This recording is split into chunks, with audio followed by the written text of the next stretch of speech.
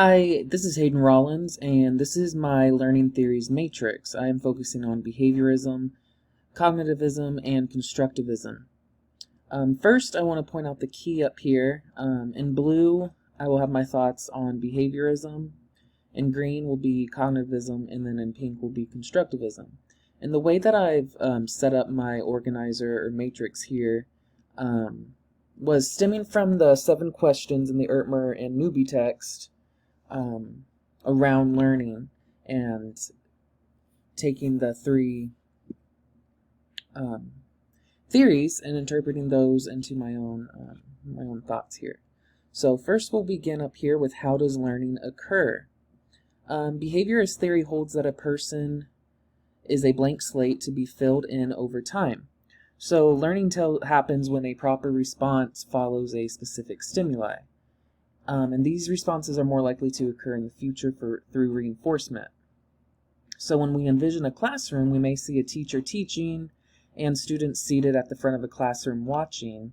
And if the teacher asks a question about the material that they have been teaching about and the student answers correctly, then they may receive praise or some type of positive reinforcement and recognition for eliciting the proper response. For cognitivism, the emphasis is less on the final product and more on the process of learning itself. So learning is concerned not so much with what learners do, but with what they know and how they come to acquire it. In constructivism, learning is an active process of meaning-making through experiences with the world. So knowledge is a function of how an individual creates meaning from his or her own experiences. So the key word in the constructivist theory to me is meaning. So knowledge becomes more subjective and centers around conclusions made by the learner, which are created around meaning from experiences. And this is opposed to predetermined correct answers. So constructivists understand that our own interpretations and experiences of the world differ, and that knowledge is built from interpretations of the world according to one's own experience. The next question is, which factors influence learning? According to behaviorists, environmental conditions receive the greatest emphasis. So a highly structured environment is an important factor in behaviorist learning climate. How a classroom is organized, how procedures and expectations are laid out, and both good and bad consequences are explicit in the environment. The cognitive approach focuses on the mental activities of the learner that lead up to a response and acknowledges the processes of mental planning, goal setting, and organizational strategies. So using good examples and non-examples are good factors that go along with a cognitive environment, as they allow for a guide for students in developing their own products. Factors that also influence learning are the use of graphic organizers and daily planners for students to be more involved in the learning process itself.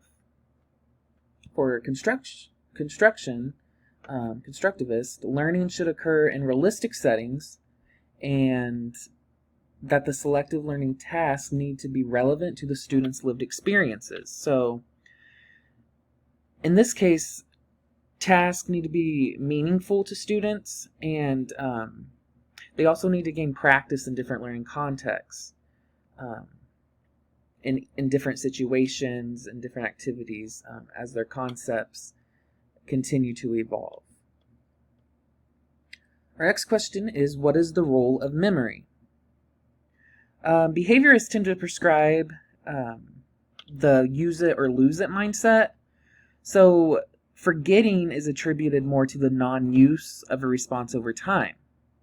As Bonk says that a stimulus and response repeatedly tend to make continuous learning. In a classroom sense, in a curricular sense as well, I believe students under the behaviorist approach would require more of a spiral curriculum that recycles through skills and touches on subjects throughout the entire year. We see this happen a lot too in classrooms after large breaks. When students are out of the classroom for a while, they may typically need reintroducing the skills and behavioral skills as well after being out of the routine for a period of time. In a cognitivist view, when information is always there, it is not necessarily forgotten, but learners may lack the necessary cues to retrieve the information. So as a way to enhance information structures of the brain, the use of activities like this theories matrix can help relate new information and prior knowledge. So learning results when information is stored in memory in an organized and meaningful manner. Constructivist point of view is that there is no need for a mere acquisition of fixed, abstract, self-contained concept or details. So the role of rote memory plays a very small role, if any, in the constructivist environment. It is more important for students to be able to interpret and explain understandings.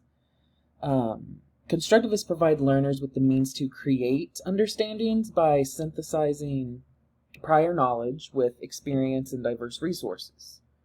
So for learning to be most successful, it has to be meaningful and have a lasting impact.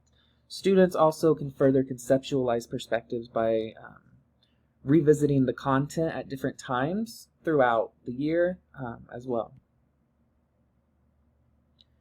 Our next question is, how does transfer occur?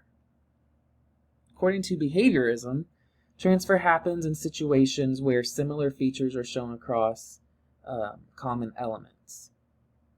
So I believe one form of transfer from a behavior standpoint could be for my own classroom with students picking out books from a library. It was called the 5-finger rule, and it was the same process over and over. They were able to apply it to picking books, whatever the book was. And so the idea was they would pick any page, and if they read and were missing more than 5 words, it was too hard. If they read a few sentences and missed only no words or maybe just one, it was too easy. And if they read and missed 2 or 3 words, then it was probably just right. So I feel that would be challenging and also an appropriate level. In a cognitivist view, when a learner understands how to apply knowledge in different contexts, then transfer has occurred. So cognitivism is more concerned with how information is stored in memory. Therefore, prior knowledge, relevancy to the student's life, and connections are what trigger memory to bring out information. It creates knowledge and applies it to various contexts. Constructivism, the learner's role is to engage in opportunities for collaboration, communication, and social interaction. So, transfer is facilitated by involvement in authentic tasks, which are anchored in meaningful context. So heavy emphasis is placed on authentic tasks that are related to students' lives. So I imagine community partnerships would be a great way to enhance a constructivist classroom by considering the needs of the community in which students are situated. It is important that students engage with the actual use of tools in real-world situations. Our next question is, what types of learning are best explained by this position? So in behaviorism, structured learning activities and instructional cues and practice and reinforcement are types of learning. In constructivist or cognitivist view, more complex forms such as reasoning, problem solving, and information processing are occurring. Learning is also constructed in a way that eliminates unnecessary information. So in the classroom, students may engage in a writing process where each process is chunked into more manageable applications, where they're focusing on that one thing at a time. None of the fluff, if you will. And then a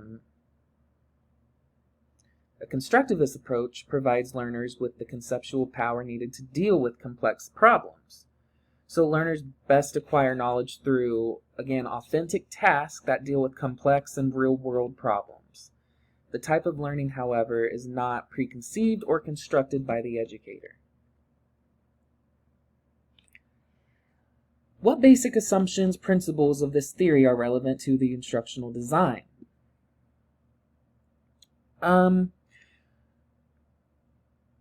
Creating observable in the behaviorist aspect, creating measurable and observable objectives, usually beginning with the phrase students will be able to, which indicates the response to follow the stimuli that throughout our lesson.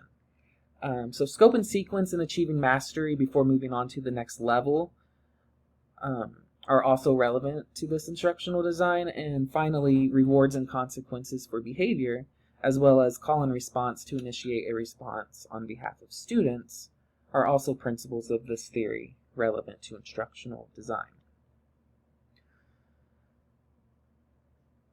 In cognitivism, learners become more involved in the learning process. So students are using data planners, goal binders to help immerse them into the process beyond just the final product. The use of graphic organizers for planning in a systematic process where students can work at different stages, such as the writing process, are also relevant to instruction of design.